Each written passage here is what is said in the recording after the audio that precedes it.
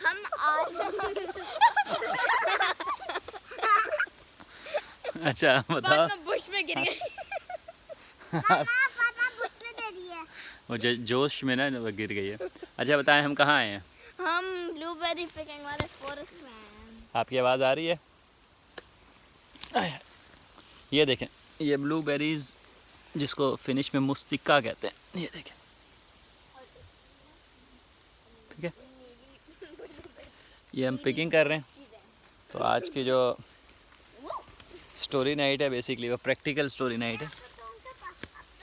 ठीक है, ये खाएं हम, क्या ख्याल है? ये अभी हमने पिक की हैं, बहुत मीठी हैं, बहुत दूई सी हैं। ये क्यों पिक करते हैं आप? क्योंकि हमने मुस्तिका पीरा का बनाना होता है और हम खा सकते हैं और अच्छी भी होती है सेहत के लिए। आपको किसने बताया कि सेहत के लिए अच्छी होती है?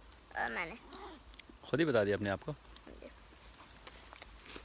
मोमिना भी है जी। जी मोमिना, क्या खाया आपने?